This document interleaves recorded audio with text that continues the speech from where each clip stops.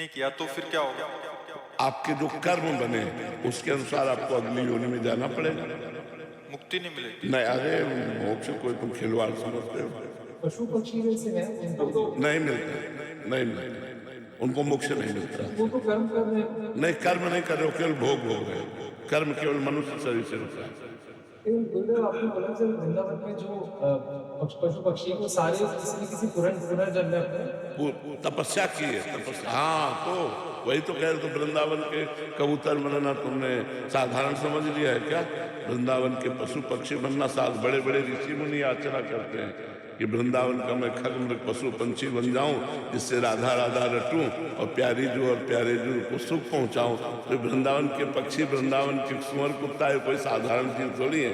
ये तो पूर्व जन्म के कोई न कोई साधन भजन बना तो वृंदावन में आकर पशु पक्षी रूप में प्रिया जी के धाम में पड़े, आप सीधे भगवत प्राप्ति हो जाएगी इनको, क्योंकि रज में पड़े है ना।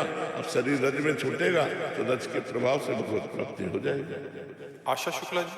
राधे राधे महाराज जी। महाराज जी, नाम जप में यदि राधा जी के ध्यान में राधा जी एवं साकार गुरु एक ही रूप में महसूस हो तब साधक की स्थिति बढ़िया है, बढ़िया है। तो उसको फिर अभी शरणागति या गुरु दीक्षा का अभी आगे प्रयास नहीं करना? आप करते रहो, भजन करते रहो, खुद भूख पैदा हो जाएगी, खुद भूख पैदा हो जाएगी कि अब मैं दीक्षा लूंगी, अब मैं गुरु बनाऊंगी, अब मैं भगवत मार्ग में आगे बढ़ना चाहती हूँ। जब हमें आगे चलना होता है और मार्ग पता नहीं होता तो गाइड की जरूरत होती कि नहीं होती?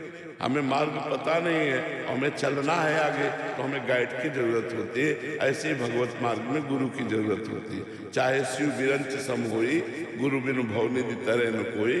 तो वो खुद भूख पैदा हो जाएगी आगे कि कोई महापुरुष हमारा गुरु बने, हमें मार्ग प्रदर्शन करे कि हम कैसे जाए। महाराज जी, दुनिया में ऐसा कोई पाप नहीं है जो मैंने नहीं किया। सबसे गलती हो जाती है, सबसे गलती। आपसे हाथ जोड़ के विनती है कि आप ऊपर जाने का कब मत बोला कीजिए, दिमाग खराब हो जाता है। हाँ, पागलपन आ जाता है। अब आपसे इतना लगाव हो चुका है नवल नागरी बाबा जैसे इनसे करो क्योंकि नए हैं हमारे। अब तो शरीर की हालत रोज का रोज डाउन होती जा रही। अब इसको हम कैसे कहें, हम कितने दिन जिएंगे अब पता नहीं, भगवान कितने दिन रखें। ये जरूर है कि हम ना रहेंगे, लेकिन वाणी तो रहेगी ना। टेप की गई जो वाणी है, जो रिकॉर्ड की गई वाणी है, अगर आप उसे सुनोगे तो आपको लाभ मिलेगा। शरीर तो नहीं रहेगा, आज या कल चला जाएगा, इसका तो जाने का है। गुरु जी, आपके बिना तो कुछ अच्छा ही नहीं लग रहा। तो इसको रोकने का कोई उपाय भी तो हमें नहीं मिला। हमको ही साथ में ऐसी कोई बस नहीं बनी, ऐसी कोई ट्रेन नहीं बनी। तो ये सारी चीजें छुपा देना। तो बच्चे और दुकान वगैरह, अब इस तरह का मोह और वो नहीं होता है। सिर्फ आपसे, बाबा जी से सबसे दिन रात यही सपने में दिखते हैं। और वो इतनी हालत है बाबा जी, मैं यहाँ पर इस धाम में झूठ नहीं कहूँगा। ऐसा नहीं है कि आपका एकांतिक या सत्संग करने के बाद में मेरी स्थिति एकदम सुधर गई हो।